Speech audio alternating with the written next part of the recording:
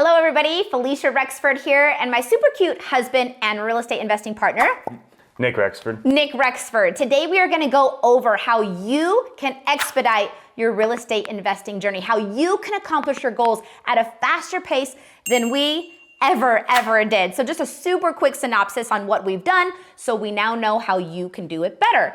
Nick and I have been married forever and ever, but we have been investing in real estate for over 15 years. We have 32 units. We just closed on 5 fourplexes. We have 3 Airbnbs. We've done a lot, and to you that may sound like a lot. It may not, because in reality, in the real estate investing world that we're in, we're actually a little bit kind of like small timers. There are people out there that just have hundreds and thousands of units and all these things.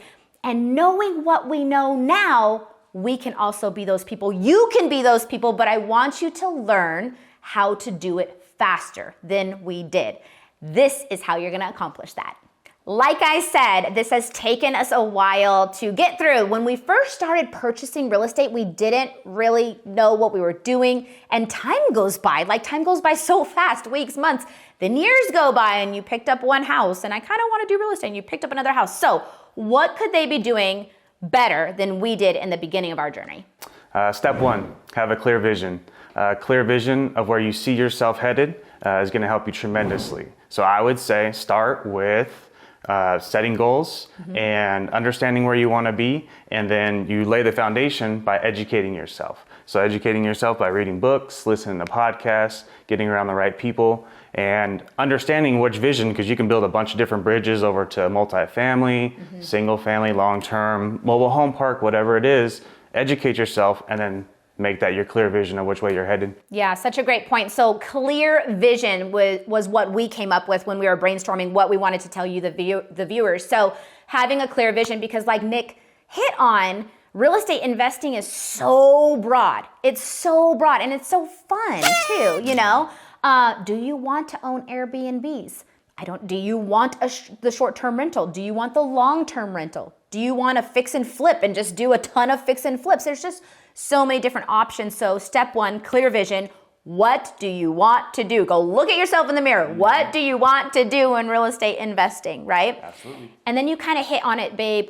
You talked about goals and actionable steps. So what was it that made last year our biggest year with adding to our portfolio? What did we do last year that we haven't been very consistent with, that it was just mind-boggling for us, that we wanted to tell them? So this is point number 2. It's setting goals and putting them down on paper, really absorbing what those goals mean to you, and then taking action.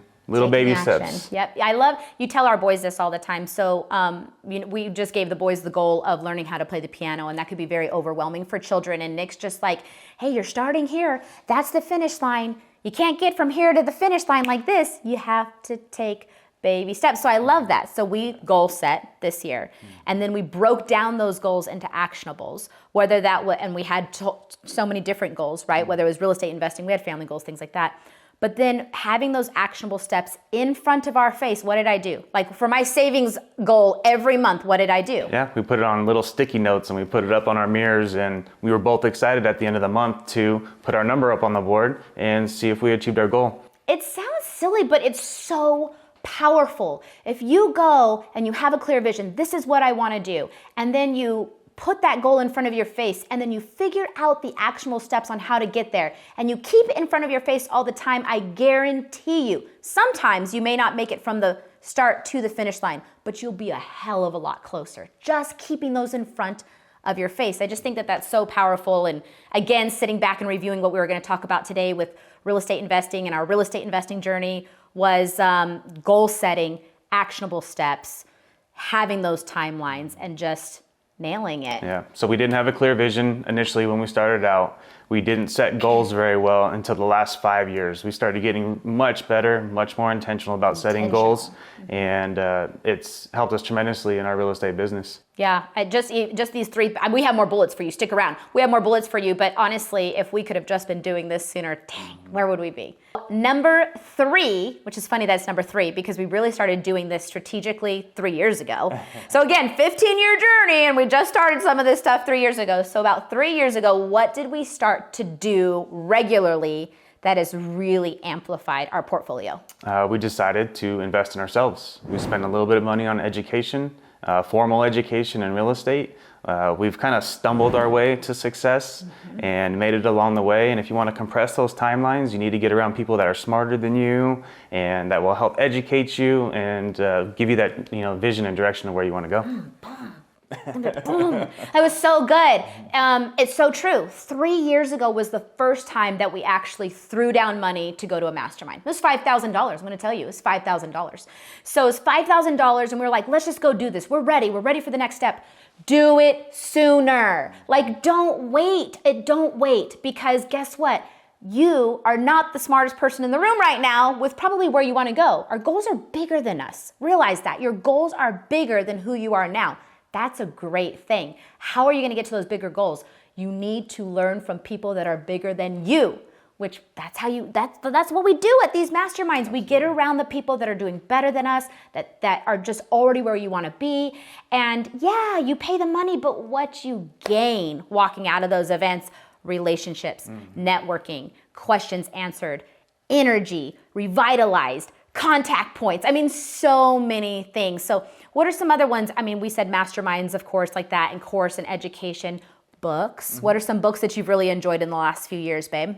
So kind of going back to just investing in yourself, some of the books that I liked, Multifamily Millionaire by Brandon Turner, volumes 1 and 2 have been great. Investing in duplexes, triplexes, and fourplexes was another good one. Extreme Ownership. Extreme Ownership. Extreme Ownership was good because... Can't Hurt Me.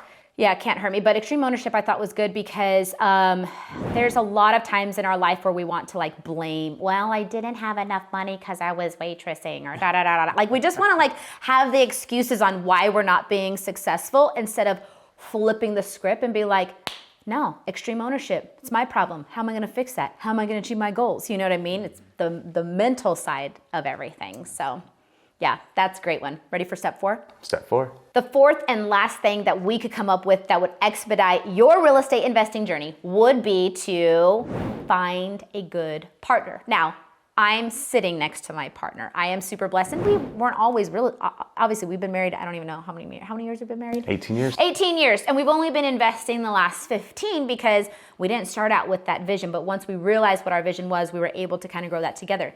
That's not going to be everybody. I meet people all the time where one spouse wants to invest in real estate and the other spouse does not, wants nothing to do with it. But partnerships are huge. You're going to have to find that yin to your yang. You really, really do. So I think one thing that I've noticed, I'm going to give you the role here in just a second, but a lot of big faces that are out there that you already watch, whether it's on Instagram or YouTube or whatever, there is somebody always in the background that is their partner. And a lot of times they're the ones that can be more analytical and things like that. So what do you think about finding your partner? What do you like about having me as your partner? That's a trick question. Let me hear it. Finding your partner. I think, like Falisha said, it's the yin to your yang. You got to find your strengths and weaknesses. You got to have a partner that's going to complement you. Honestly, having your partner, you guys can have different roles in the business where I might take care of our long terms, which I do. Yep. And we know her role is to take care of the short-term rentals. That came around though because we did a lot of arguing. Like for real it took us a little bit to that's understand going that to role. happen. Yeah, because when you find your balance, that business partner, the person that balances you, the person that has strengths that you don't, a lot of times, I mean, we are opposites. If you can't register watching this video that I'm the loud, outgoing handshaker, I just don't know and that he does not feel comfortable sitting here right now, then I don't know which video you're watching, but we are opposites in so many ways. And so we work really well together, but there's also going to be times where we butt heads. And the reason why we figured out that he needed to do, and this took arguments. He needed to do the long-term roles and I needed to work on the short-term rentals was because he manages things differently than I would. So when I would find out that tenants weren't paying us rent, my little Hispanic side wanted to go over to the house and knock on the door and be like, where's our rent? Because this is something that I'm trying to build for my family, where Nick maybe took a more passive approach. It's not worth the arguments. we then realized that dictating those roles and having you in the long terms and me in the short terms was better for our relationship and healthier for even growing our portfolio in many ways. So what Falisha was just saying right there is all about communication. Understanding your lane, stay in that lane, and make sure you signal before you come over. If you want to talk, right, about any of that, it's all about communication, open lines of communication, being on the same page, right? Okay. I think that really helped us as a partner and a partnership. Yes. Not get frustrated with each other, and we just kind of had to stay in each other's lanes and not get in each other's way. One of the beautiful things that like just recently we had to go through and muddle through, and I say muddle through, we knew what it was about. When we bought these 5 fourplexes in Alabama, which I have other YouTube videos on, please go ahead and go check those out and comment on all that good stuff. But we just closed on 5 fourplexes in Alabama, and I was the relationship builder. I made the connections. I'm the person picked up the phone call. Do you enjoy making phone calls, babe? No, he does not. It feels heavy to me. Yeah, I don't mind. I'm like, hello, and I will do it over and over and over again until I establish that relationship. Then I build the relationship, and then I pretty much tell him, hey, I think I got some deals put together. Let's go check these out. He gets excited, everything like that. We get close to closing, and I start to bog down. To be honest, you guys, I hate everything to do with building and structuring an LLC, talking with lawyers, opening up bank accounts, going into a bank and making sure that all the partners are put on the bank account. I lower than hate. I loathe that stuff. And so you'll see me kind of like fizzle down, but that's when this guy like shines. So every single day, babe, thank you, by the way, he was like, I got this LLC stuff done, da, da, da, da. And that's common in partnerships, to have a face, a chatty one, a relationship builder, and then to have like a logistical partner, the person that can really take care of all the paperwork, all of that stuff. So I appreciate you. Appreciation goes a long way too, but this isn't a relationship YouTube channel. So, but appreciation does go a long way, because that stuff I do not want to do. And I don't want to do the phone calls. Exactly. So there you go. I like the communication aspect. And one more thing that I wanted to hit on was accountability. Just being around the person that you are going to be successful with, because you are going to be successful, just being around them and constantly holding each other accountable to our goals and our actionable steps is so huge. And I'm going to give you and leave you with a gym example, because I think almost everybody can relate to this. You set a goal of going to the gym 5 times a week. If it's just you, how easy is it to duck out on those goals? It's too easy, because you got nobody to talk to. You got nobody to hold you accountable. Now you set 5 gym dates with friends at a certain time. That's accountability, because who wants to let down somebody? Nobody really wants to it becomes way more difficult to now not go to the gym just by telling somebody that you're going to meet them there at a certain time. That's usually when I'm most effective in the gym, meeting somebody there. So I hope that you can use that example, but the same concept crosses over to real estate investing, growing your portfolio, having that clear vision, setting your goals, hitting those actionable steps, finding the right partner. That partner is going to hold you accountable, and just by that accountability measure, you're going to expedite your investment journey. You got anything else to say, babe, or would you like to be done now? I'm all done. Okay, I hope that you enjoyed this YouTube. I hope that we gave you some really golden nuggets on expediting your real estate investing journey. Make sure to subscribe, like, do all of the things. Comment too. If you have any comments of something that maybe I didn't bring up, I would love to see those. So please engage with me. I would love, love, love to see those. And remember, if you have any questions in the real estate world, who's your homegirl? Who's your homegirl, babe? You're my homegirl. I'm your homegirl. See you later.